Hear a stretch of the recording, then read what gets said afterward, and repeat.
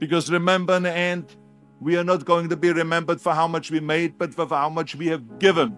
Make sure that it is not about me, that it is about we.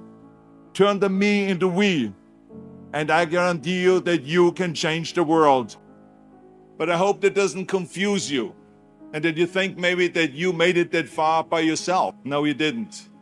It took a lot of help. None of us can make it alone. None of us. Not even the guy that is talking to you right now. That was the greatest bodybuilder of all times.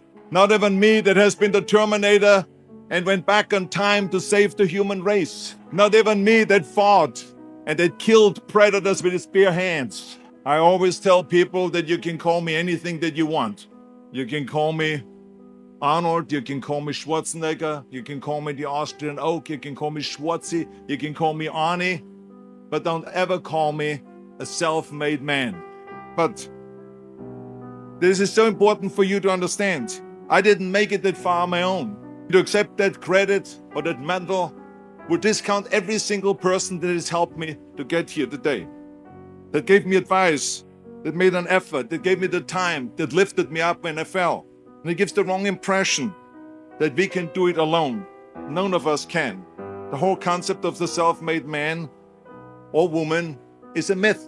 Now I know you're going to say, look, we have read so many stories about you, and we saw documentaries where they talk about that you are the model of the American dream and that you are the perfect example of the self-made man. Well, let me tell you, I have seen and heard and read those stories myself. I enjoy reading them, but the fact of the matter is, it is not the whole story. I didn't just materialize out of nowhere like the Terminator through a fireball on the streets of Los Angeles, and then all of a sudden I was there. No, I would have never made it in my life without the help. I happen to be someone, for instance, that believes in God, that we were created by God. But let's assume for a second that you're not into that, then you must also believe in or at least believe in a biological aspect, that our parents created us. I know I wouldn't be here without my parents, creating me, nurturing me, feeding me, changing my diapers, loving me, hugging me, and all that. And then later on, when I went to school, there were the teachers. And then there were the mentors, the coaches. And then my mother was there in the afternoon helping me with my homework and with tutoring.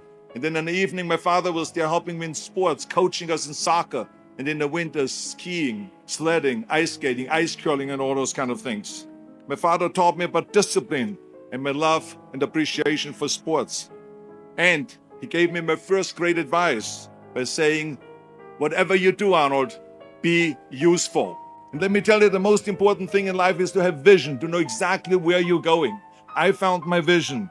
And that magazine, Reg Park, gave me my blueprint for my life. And 5 years later, after training 5 hours a day, just like him, and doing his exercises, I became, through his help and his inspiration, the youngest Mr. Universe ever. This is just with all of the help.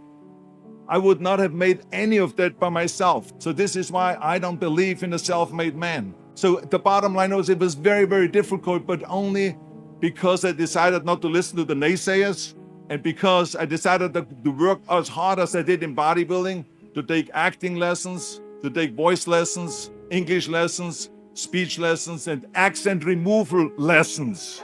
And this is why I always say thank you to the people that helped me along the way, and not ever think that I'm a self-made man, because not only was the producer and the director so helpful and the studio executive so helpful, but every person that works in a movie. As a matter of fact, when we have a wrap party, which is the party on the end of the movie, I always make sure that every single person gets invited to that wrap party, to say thank you to them at the wrap party, and go to the microphone and say thank you to the cameraman, because without him, I wouldn't look as great on the screen. To the makeup person, to the visual effects person, to the stunt people, the stunt coordinator, the cable pullers, craft services, and the list goes on and on. There's 280 people that work on a movie that make you look great on that screen. So how can I say I'm a self-made man?